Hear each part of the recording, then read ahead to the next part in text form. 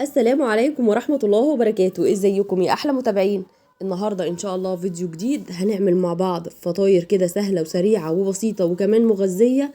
ينفع تحطيها للاولاد في اللانش بوكس كده ياخدوها معاهم، وان شاء الله مكوناتها بسيطة كده تقدري تقومي تنفذيها على طول. ما تنسونيش بقى في اللايك والشير، واللي لسه ما اشتركش في القناة ياريت يشترك ويفعل الجرس عشان يوصله مني كل جديد. اول حاجه كده انا جبت الكبه بتاعتي، عايزه تضربي في الخلاط اي حاجه براحتك خالص، او حتى بالهاند بلندر مفيش مشكله. حطيت بيضتين، حطيت معلقه خل وربع كوبايه من الزيت. هضرب كل المكونات دي بقى كده جامد مع بعض لحد ما يختلطوا كويس جدا، وبعدين هنزل عليهم بكوبايه من اللبن. اهم حاجه بس تضربي كده المكونات كلها مع بعض عشان تمتزج كده وتبقى كويسه. نزلت بكوبايه اللبن، هضربها برضو كويس جدا. وهنا بقى هضيف قطع من الجبنه الرومي. عايزه تضيفي سلامي، بسطرمه، اي نوع جبنه تاني ممكن تحبيه براحتك خالص. عايزه تضيفي كمان في الاخر خالص اي نوع خضار، مفيش مشكله، فلفل الوان، زيتون، براحتك خالص. ضربتهم كويس هنا واتأكدت ان هم اختلطوا كويس. جبت بقى كوباية وربع من الدقيق، حطيت عليها معلقة صغيرة من الملح ومعلقة صغيرة من البيكنج باودر. هقلبهم كويس كده وهنزل بيهم على الخليط السائل.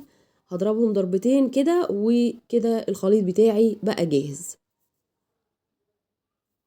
في الوقت ده طبعا انا شغلت الفرن على درجة حرارة 180، وجهزت ورق الكب كيك علشان اصب فيه وادخله على طول.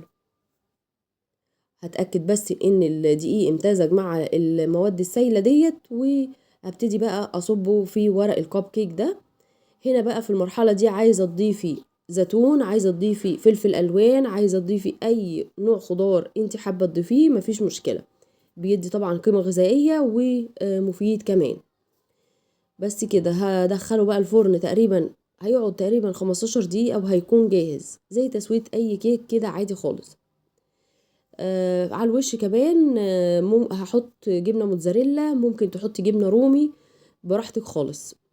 عايزة ما تحطيش خالص وتملي ورق الكب كيك على الاخر مفيش مشكلة برضو، اللي يريحك.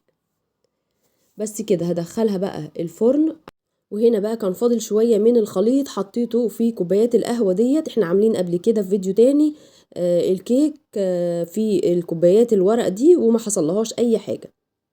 يا ريت بقى ما تنسونيش في اللايك والشير والاشتراك في القناة للي لسه ما اشتركش في القناة، ويا ريت تفعلوا زر الجرس عشان يوصلكم مني كل جديد. والسلام عليكم ورحمة الله وبركاته.